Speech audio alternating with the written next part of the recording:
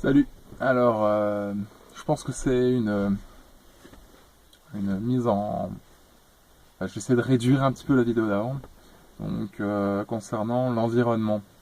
Quand la nourriture de l'esprit, quoi. Enfin, quand quelqu'un... Enfin, si je décide, par exemple, de faire une alimentation cétogène pendant un mois, j'ai tout intérêt, déjà un petit peu en amont, quelques jours avant, quelques semaines avant, de me mettre dans le bain, donc à me mettre dans un environnement qui est lié à l'alimentation cétogène. Donc je vais regarder des chaînes YouTube liées à ça, je vais regarder des blogs liés à ça, je vais éventuellement acheter des livres. C'est pas forcément nécessaire de dépenser de l'argent en fait pour faire des expériences, hein.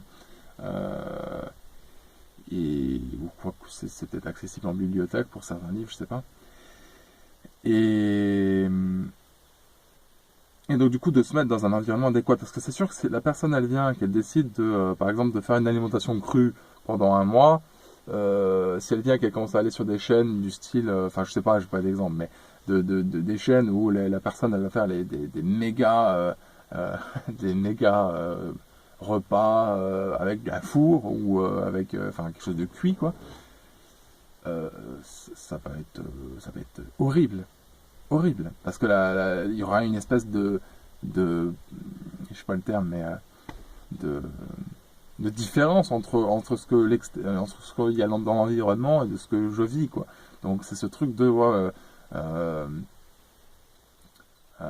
ouais, j'aurais trop envie de manger un truc, je sais pas, un truc, voilà, un truc cuit, une tarte, enfin bref.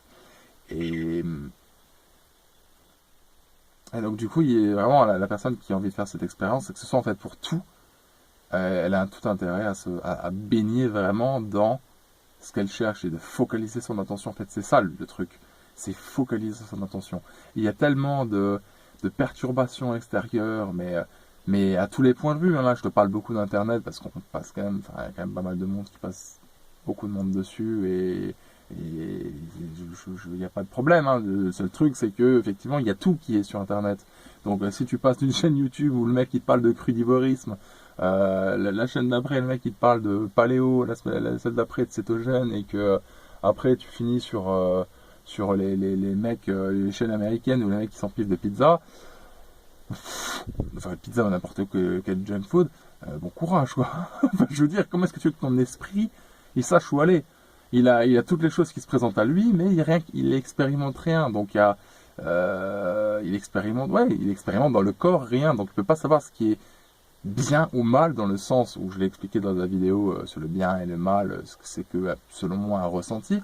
Euh, Manger pendant un mois des pizzas, si ça te fait du bien, mais quand je dis ça fait du bien, ça a tous les points de vue, quoi. C'est-à-dire que ça te fait pas juste du bien quand tu la manges, oh, c'est trop bon, c'est machin, ma pâte, machin. Non, non, je parle, ça fait du bien. Après, ton état d'esprit est clair, t'es pas ballonné, tu te sens léger, t'as de la vitalité, t'es léger. Enfin voilà, ce que ce que moi je dis être bien, parce que moi c'est comme ça que je le vis.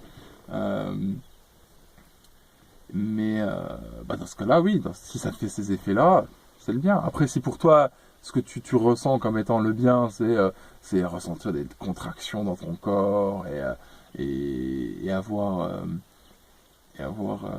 des ballonnements, etc. Et si pour toi ça c'est cool, il n'y a pas de problème, tu vois, c'est pas, il n'y a pas de jugement là-dessus, quoi. Enfin, moi je pense vraiment que chacun est libre ou alors si tu es prêt à payer ça, tu es prêt à payer ce prix, on va dire, pour apprécier ta pizza ou autre chose avec pizza, mais c'est cool.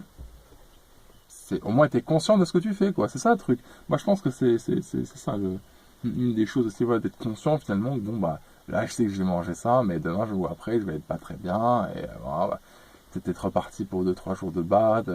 Enfin bon, après ça dépend aussi de la sensibilité de chacun, etc. Ou de moins d'inspiration si tu fais des vidéos, enfin, ou si tu fais ou n'importe quoi, ou si tu travailles, je sais pas moi, dans des milieux un petit peu créatifs, etc. Et voilà, donc vraiment s'environnementer. Oh, le mec sait pas parler français, c'est pas grave, t'as compris ce que je voulais dire, j'espère. Mais voilà, ce vers quoi tu veux tendre, même si c'est que pour 30 jours, hein. On s'en fout, quoi, tu vois, et puis, si après, au bout de 30 jours, ça te satisfait, ben, parfait, tu peux continuer, t'es pas obligé. Au pire, tu peux reprendre de temps en temps, ou arrêter de... Pas de... Voilà, laisse environner. Et j'ai du mal à faire des vidéos courtes, donc j'arrête. Voilà. Choisis ton environnement. Tout ça. Ah merde. Ouais, petite parenthèse. C'est comme une personne qui va vouloir faire un projet nofap, quoi. Enfin, le truc no masturbation, là.